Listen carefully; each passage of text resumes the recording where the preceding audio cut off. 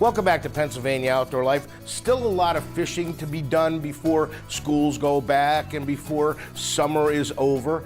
But you know what? If you happen to be in one of those pristine streams or even up in the Susquehanna River, they say Lycoming, Clinton County, you may happen across a hellbender. And that's what this show is dedicated to. So we've already collected a few hellbenders with Peter Patokis, and we're going to process them.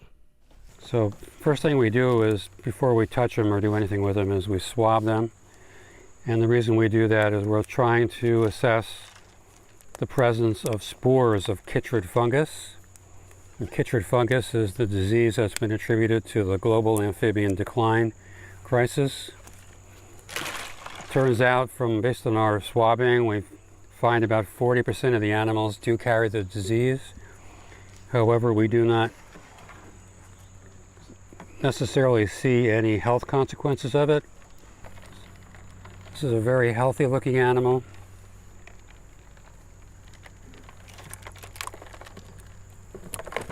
This is an adult female. The males have a swelling around the vent, kind of like a donut shaped swelling that you can see in late July and early August, just before breeding occurs. So this is a female, there are no swellings. Now, amphibian, they have gills. How do they breathe underwater? So they breathe entirely through their skin. Okay, so Devin's going to measure it, he's going to weigh it. That container will hold a hellbender of any size or shape. Is that right? Yeah, because they're very soft and squishy, and so you get them in there. 675. Probably the heaviest one we've had. Very healthy. The hellbender is then slid into a tube so measurements can be taken. These measurements will help in the future if the animal is recaptured years from now. So we take some soft body measurements. 265 is head width. Abdominal circumference. It's an indicator of their health. It's 166. Tail base is 105. So I would mark this one at the very bottom. It says robust. Okay. It has food in the stomach. That goes up. Peter then takes photos of the paperwork and then a few shots of the hellbender. So the last step now for us is we've done all the processing, we've measured, weighed them, is to give them a tag.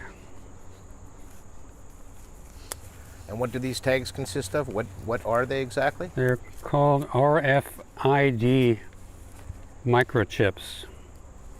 And they are essentially the same kind of a tag they put in dogs and cats at the veterinarian, with one slight difference. These are glass encapsulated, about 10 millimeters long, so the glass encapsulation protects them pretty much forever. But in dogs and cats, they wrap them in a polyester material, because in dogs and cats, when you put them under the skin, they can migrate through the body. They can put it in the neck, it'll wind up in the tail, but it won't move in the hellbender. So these are the same kind of chip though, exactly the same, technology-wise. So we put them under the skin at the base of the tail, same place in every animal, with an injector. And then we make sure that the tag is in there. So it tells us it's there. 55D, right? Yep. Okay. So this animal now is good to go. The instruments are sanitized and it's time for another one. So we're coming up on the breeding season within a couple of weeks. Typically, breeding in these animals involves the male securing a large rock with a chamber underneath it. And then the female comes in and she deposits her eggs. And then the male fertilizes the eggs externally with what's equivalent to milt in fish. And then the female leaves. So the male has the parental care responsibility to not only fertilize the eggs, but also care for those eggs until they hatch and actually through mid-spring. So the male stays with them from egg deposition, which is typically the last week of August or the first week of September, through October when they hatch, November, December, January, February, March, probably into early April. That's backwards, isn't it? Aren't most of amphibians springtime maters? Exactly. There are some exceptions, like the marbled salamander, which is a vernal pool animal, and that breeds in the fall. What's unique about the hellbender compared to other North American salamanders is that it fertilizes externally.